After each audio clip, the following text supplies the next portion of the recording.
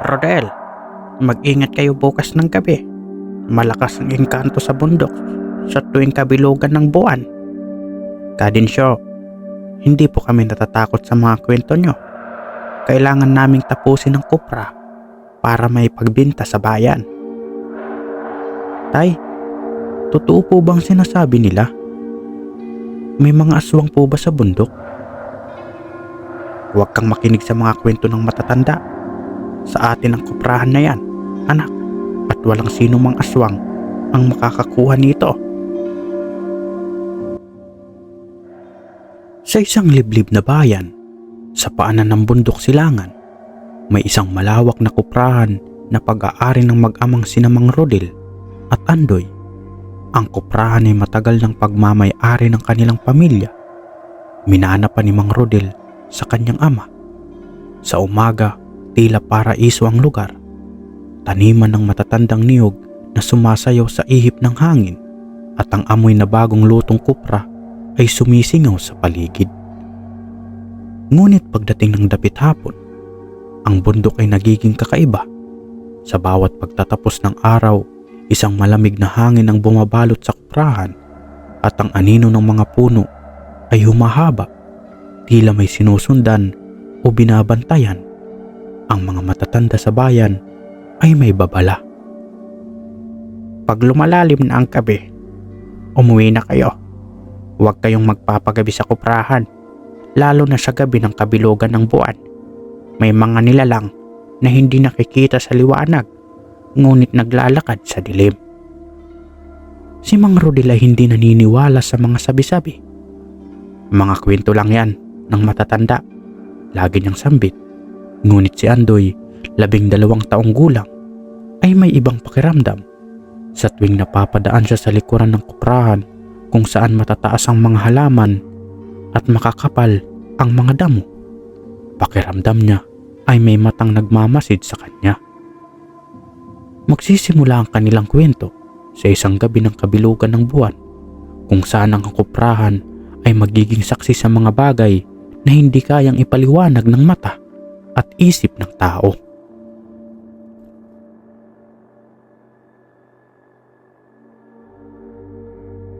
Isang araw, bago ang kabilugan ng buwan, abala ang mag-ama sa pag-aani ng mga niyog. Masiglang sinasakay ni Andoy ang mga prutas sa kariton habang si Mang Rodel ay abala sa paglalagari ng kahoy para sa pugon ng kuprahan.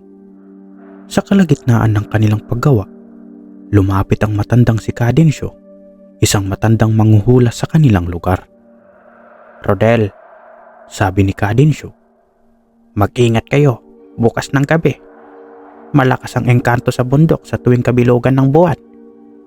Napatawa si Mang Rodel. Kadensyo, hindi po kami natatakot sa mga kwento nyo. Kailangan naming tapusin ang kopra para maipagbenta sa bayan. Ngunit sa likod ng kanyang ama, naramdaman ni Andoy ang pagtaas ng balahibo niya. Hindi niya maintindihan, pero may kakaiba siyang nararamdaman sa sinasabi ni Kadensyo. Pagkatapos ng araw, habang pauwi, tinanong ni Andoy ang kanyang ama, Tay, totoo po bang sinasabi nila? May mga aswang po sa bundok? Huwag kang makinig sa mga kwento ng matatanda. Sa atin ang kuprahan na yan, anak, at walang sino mang aswang ang makakakuha nito. Ngunit nang sumapit ang 2:00 ng madaling araw, nagising si Andoy sa tunog ng mga kaluskos sa labas ng kanilang kubo. Sumilip siya sa bintana. Sa dulo ng kuprahan sa liwanag ng buwan, may aninong gumagalaw. Kinaumagahan, hindi mapakali si Andoy.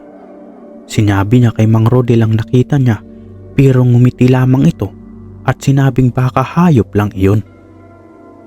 Ngunit nang lumalim ang gabi, nagpasya si Mang Rodel na manatili sa kuprahan para bantayan ang mga bagong lutong kupra. Andoy, ikaw na ang bahala sa bahay. Ako na ang magbabantay dito, wika ni Mang Rodel. Ngunit hindi mapakali si Andoy. Alam niyang may kakaiba sa gabi ng kabilugan ng buwan. Hindi niya maiwan ang kanyang ama sa kuprahan. Pagkatapos ng hapunan, Palihim siyang lumabas at sinundan ang daan patungo sa kuprahan. Sa bawat takbang niya, naririnig niya ang malalim na paghinga ng hangin. Dumaan siya sa ilalim ng mga puno ng niyog at nang malapit na siya sa kuprahan, bigla niyang nakita ang aninong naglalakad sa paligid ng pugon. Hindi iyon ang kanyang ama. Ang anino ay payat, mahaba ang mga daliri at may mga matang pula na nagniningning sa dilim. Nagtago si Andoy sa likod ng mga sako ng kupra. Pinagmamasdan ng anino. Sa di kalayuan, nakita niya ang kanyang ama na natutulog sa isang banig. Hindi niya alam kung ano ang kanyang gagawin. Ngunit biglang huminto ang anino. Tila naamoy ang kanyang presensya. Lumingon ito at kitang-kita ni Andoy ang mukha ng nilalang.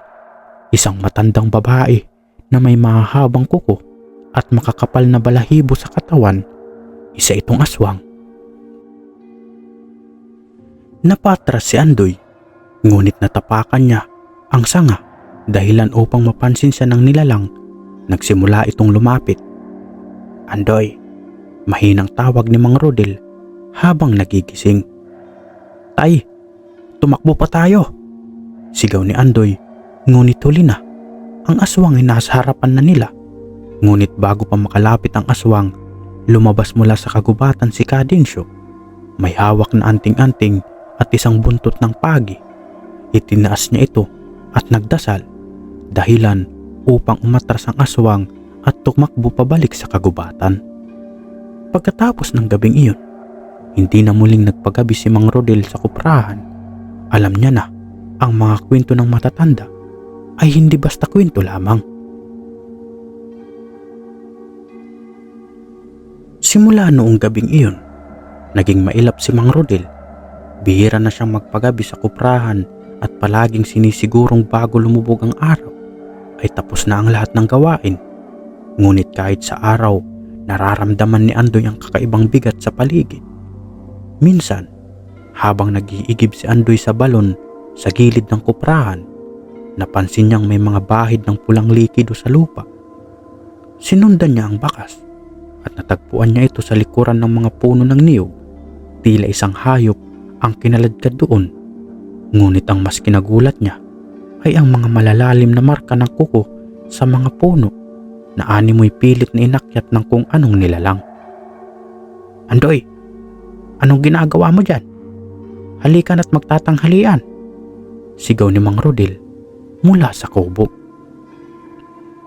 Tay, may nakita po akong dugo sa likod ng niyugan, sabi ni Andoy habang pabalik. Biglang napawi ang ngiti sa mukha ni Mang Rodel. Tumitig ito sa direksyon ng niyugan at tila may bumalik na alaala sa kanyang isipan. Hayaan mo na yon, Andoy.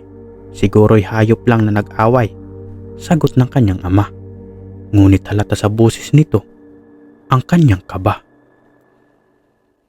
Isang gabi, habang mahimbing na natutulog si Andoy, nagising siya muli sa kaluskos sa labas ng kanilang kubo. Sa pagkakataong ito, mas malinaw at mas malapit ang tunog. Bumangon siya at dahang-dahang sumilip sa maliit na siwang ng bintana. Sa ilalim ng liwanag ng buwan, nakita niyang muli ang aninong iyon. Mas malaki na kaysa dati. Nakatingala ito sa kubo at sa liwanag ng buwan. Nakita niya ang mapupulang mata na tuwid na nakatitig sa kanya. Andoy, matulog ka na. Mahina, ngunit madiing sabi ni Mang Rodel na nasa tabi niya. Nakatayo ito, hawak ang isang lumang itak na may nakaukit na mga sinaunang litra. Tay, bumalik po siya, bulong ni Andoy. Alam ko, hindi na ako bulag sa nangyayari rito, sagot ng kanyang ama. Lumabas si Mang Rodel ng kubo. Iniwan si Andoy nang ninginig sa loob. Sa kanyang paglabas, hinarap niya ang anino sa niyugan. Hindi mo na makukuha ang anak ko. Ako ang naririto. Ako ang harapin mo, bulong ni Mang Rodel. Ngunit sa halip na umatras, unti-unting lumapit ang anino, bumubulong ng mga salitang hindi maunawaan ni Andoy, hanggang sa makita niyang huminto ito ilang hakbang mula kay Mang Rodel.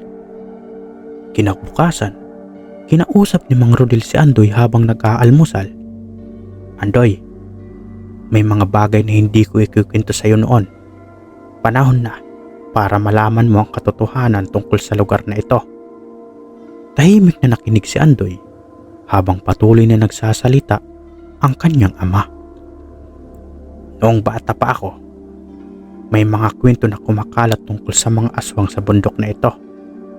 Ngunit ang hindi alam ng marami, ang aswang na iyon ay may kinalaman sa ating pamilya.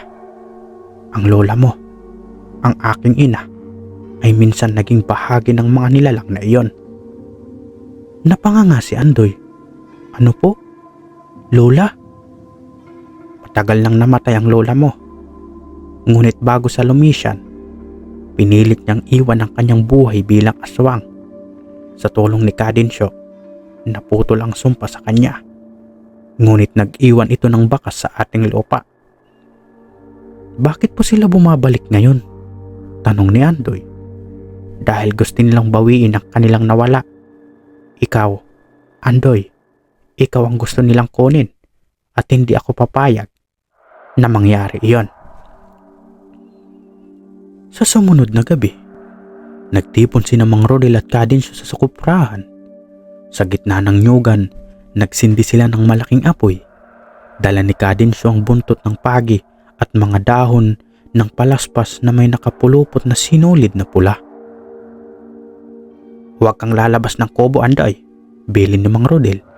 Ano man ang marinig mo, manatili ka rito. Habang nakasilip si Andoy sa bintana, nakita niyang dahang-dahang lumitaw ang mga anino sa labas ng kuprahan.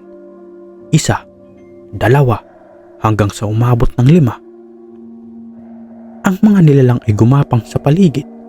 Tila binabalot ng dilim ang buong kuprahan. Lumaban si Mang Rodel at Kadensyo. Sa bawat hagupit ng buntot ng pagi, napapaatras ang mga aswang. Ngunit bumabalik silang muli. Sa kalagitnaan ng labanan, isang malakas na sigaw ang narinig ni Andoy. Sigaw ng kanyang ama.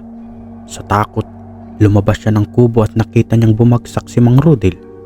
Hawak ang kanyang balikat na duguan. Tumakbo si Andoy patungo sa kanyang ama. Andoy, tumakbo ka! Sigaw ni Mang Rodel. Ngunit sa halip na tumakbo, humarap si Andoy sa mga aswang at bigla niyang naramdaman ang init sa kanyang palad. Nang tingnan niya ito, may kakaibang liwanag na bumalot sa kanyang kamay, isang simbolo na tila nagmula sa kanyang lola. Ang liwanag na iyon ay nagdulot ng pagkabali ng dilim. Isa-isang umatras ang mga aswang at unti-unting naglaho sa liwanag ng buwan. Simula noon, hindi na muling nakita ang mga anino sa kuprahan. Si Mang Rodel ay gumaling sa kanyang sugat at si Andoy ay nanatiling tagapagmana ng lupa. Alam nilang hindi na babalik ang mga aswang, ngunit patuloy nilang inaalala ang mga aral ng nakaraan. At sa tuwing sasapit ang kabilugan ng buwan, sinisiguro ni Andoy na ang apoy sa kuprahan ay hindi kailanman mawawala.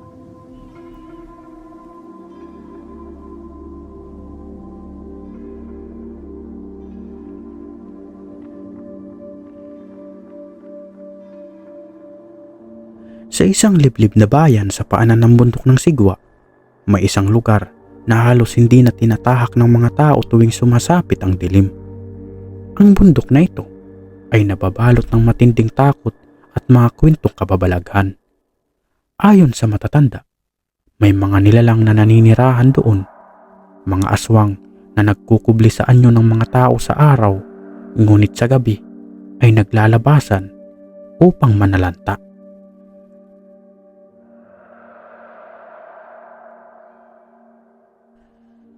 Sa kabila ng mga babala, may isang mag-ama na nagmamay-ari ng malawak na kuprahan sa gilid ng bundok. Ang ama, si Mang Ernesto, ay matagal na nagbabakasakali sa pagninegosyo ng niyog. Kasama niya ang kanyang anak na si Luis, isang binatilyo na mahilig maglibot sa kagubatan. Sa kabila ng kanilang pagiging magkasundo, laging sinasabi ni Mang Ernesto kay Luis na huwag magpapalipas ng dilim sa bundok. Iba ang gabi rito, anak. Hindi ito tulad ng bayan. Kapag nakita mong papalubog na ang araw, bumaba ka na. Huwag mo akong suwayin. Ngunit likas ang pagkamausisa ni Luis. Hindi siya naniniwala sa mga kwentong aswang. Para sa kanya, ang lahat ng iyon ay katang-isip lamang upang takutin ang mga bata. Hanggang sa isang gabi, nagbago ang lahat.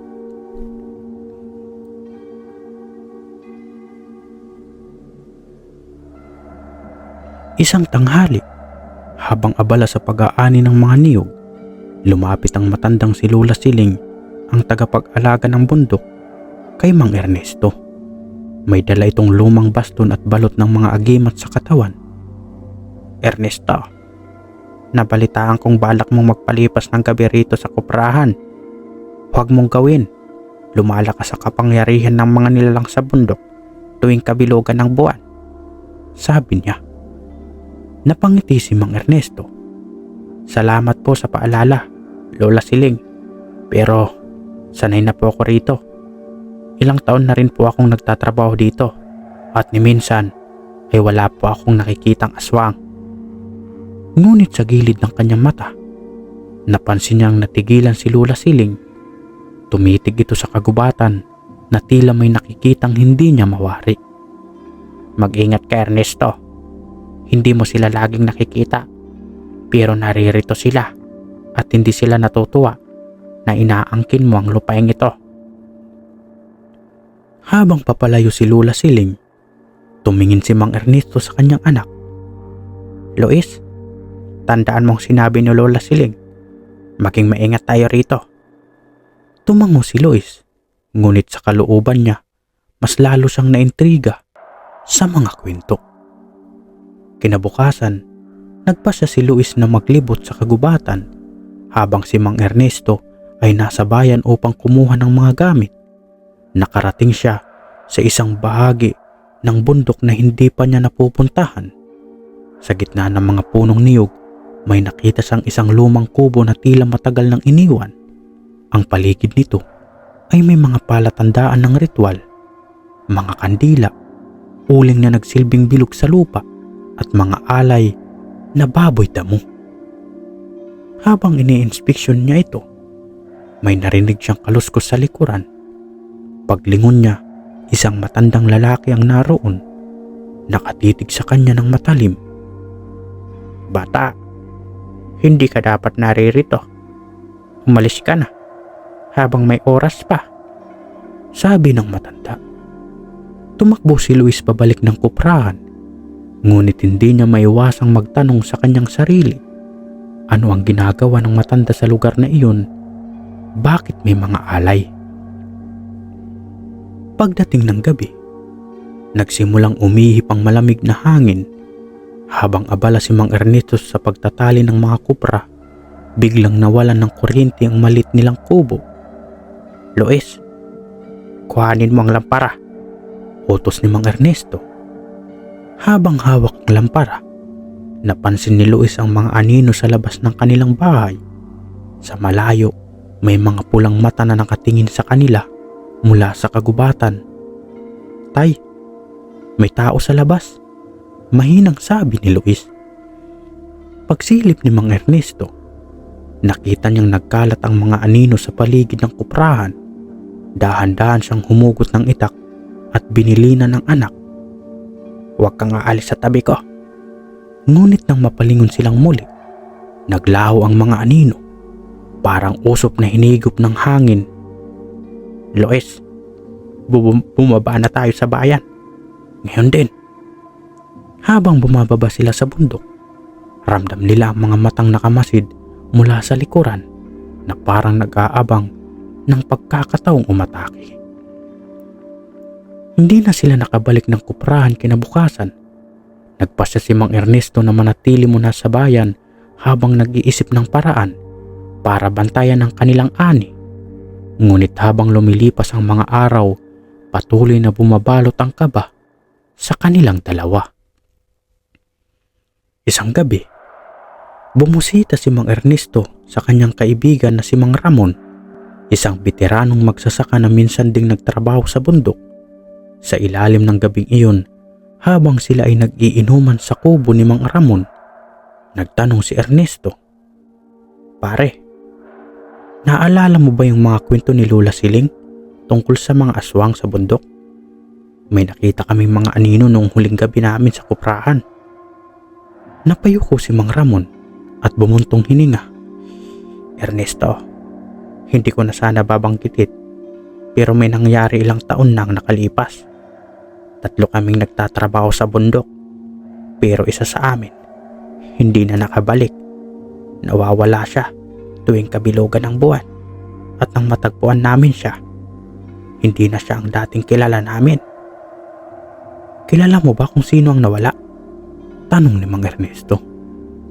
Tumingin si Mang Ramon sa kanya ng diretso. "Oo, si Rogelio, kapatid ni Lola Siling." Hindi mapakali si Mang Ernesto. Matapos marinig ang kwento, kinaumagahan, isinama niya si Luis at bumalik sila sa kuprahan. Sa kanilang pag-akyat, tahimik ang buong bundok. Wala ni isang ibon o hayop na naririnig. Nang makarating sila sa kanilang kuprahan, laking gulat nila na tila walang gumalaw sa mga naiwang niyo. Pero sa gilid ng kuprahan, may bagong bakas ng yapak. Malalalim at tila hindi tao ang gumawa. "Lois, bumalik ka na sa kubo. Ako na mag-inspeksyon dito." Habang nag-iikot si Mang Ernesto, nakita niya ang lumang kubo na pinaglibangan noon ni Luis. Bumigat ang hangin habang nilalapitan niya ito. Nang silipin niya ang loob, nakita niyang may mga bagong kandilang nakasindi at isang larawan. Larawan nila ni Luis na kinunan ilang linggo pa lang ang nakaraan. Napatras si Mang Ernesto. "Sino ang kumuha nito?" bulong niya. Pagbalok ni Mang Ernesto sa kubo, tahimik lang si Luis na nakaupo sa hagdanan. "Tay, may narinig akong kumakatok kanina, pero wala namang tao." Kinagabihan, habang mahimbing na natutulog si Luis, nagising si Mang Ernesto sa mahihinang kaluskos sa labas ng kanilang kubo. Dahan-dahan niyang kinuha ang kanyang itak at sumilip sa bintana. Sa ilalim ng buwan, may aninong nakatayo sa gitna ng kanilang niyugan. Isang matandang lalaki na halos hindi na makilala. "Rogelio," bulong ni Ernesto. Ngunit paglingon ng matanda, hindi ito mukha ng tao, kundi halimaw na may mahahabang pangil at pulang mata. Biglang bumalik sa alaala ni Mang Ernesto ang sinabi ni Mang Ramon. Si Rogelio, hindi na siya ang dating kilala namin. Nagmamadaling isinara ni Ernesto ang mga bintana at pintuan. Ginising niya si Luis at itinuro ang likod na daanan. "Anak, dahan-dahan kang bumaba sa bayan. Ako na ang bahala rito." "Pero tay," "Luis, sundin mo ako."